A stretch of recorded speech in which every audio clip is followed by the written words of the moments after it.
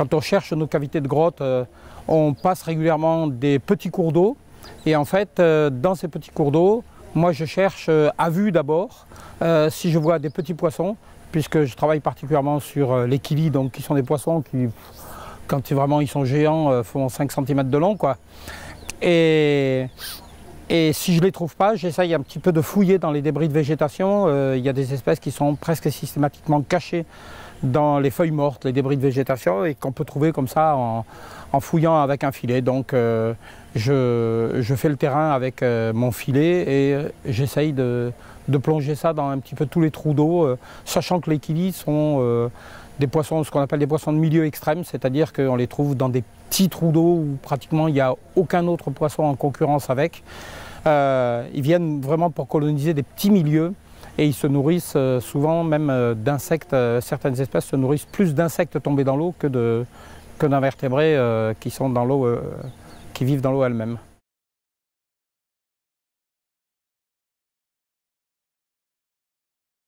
Ben, la région est surtout peu connue. L'intérêt de cette région, c'est qu'elle a été peu visitée par les spécialistes de Kili.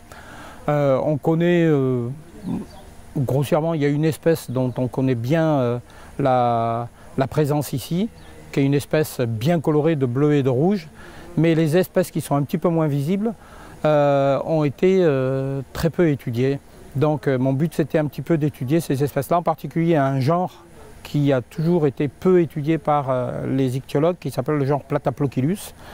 On sait qu'il y en a dans la région de l'Astourville.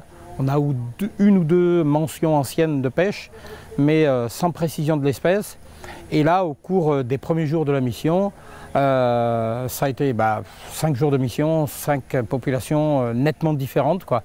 Alors on ne sait pas encore si on a affaire à 5 espèces différentes quand même, ou des populations de plusieurs espèces. En tout cas, ce qui est clair, c'est qu'il y a au moins 3 ou 4 espèces.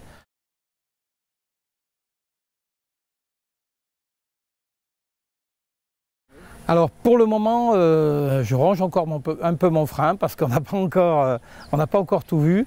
Dans la cavité de Paon, nous sommes rentrés quand même sur plusieurs centaines de mètres dans cette cavité, et jusqu'au plus profond de ce qu'on a pu suivre, la petite rivière qui rentre dans la grotte de Paon, on a trouvé une espèce de poisson, un petit poisson-chat de cette espèce-là, de cette longueur-là, un Amphilius, qui a l'air bien fixé sur la zone, puisqu'on en a vu pas mal d'exemplaires, donc c'est vraiment le poisson de la rivière. Cela dit, on ne peut sans doute pas parler d'un poisson vraiment troglobique, comme disent les spécialistes, c'est-à-dire limité à la grotte elle-même, puisqu'il ne présente pas de particularité anatomique en rapport avec la vie dans les grottes, notamment pas de dépigmentation, pas de régression ou disparition des yeux.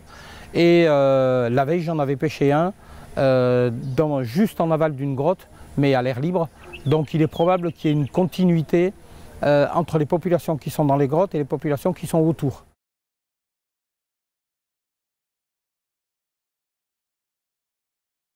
Alors ils vont partir ensuite à l'Institut des sciences de l'évolution de Montpellier, où on extraira un petit peu de leur ADN et où on séquencera cet ADN pour voir s'il y a une différence significative entre les deux populations. En gros, on saura, après analyse ADN, s'il y a sans cesse des échanges de gènes entre les populations de l'intérieur et de l'extérieur, ou bien si les populations de l'intérieur des grottes se reproduisent uniquement, les individus de l'intérieur des grottes se reproduisent uniquement entre eux, et les individus de l'extérieur uniquement entre eux. Mais morphologiquement, on ne voit pas de grosses différences. Donc j'attends, on attend encore beaucoup. Demain, on devrait partir sur la grotte de Kessipougou. Et sur la grotte de Kessipougou, Richard Oslesky a déjà observé, au cours d'une précédente mission, des poissons-chats décolorés de taille plus grande. Et là, il y a possibilité qu'il y ait vraiment une dérive génétique chez une population qui se soit fixée une fois pour toutes dans la, disons, dans la vie troglobique. Donc affaire à suivre.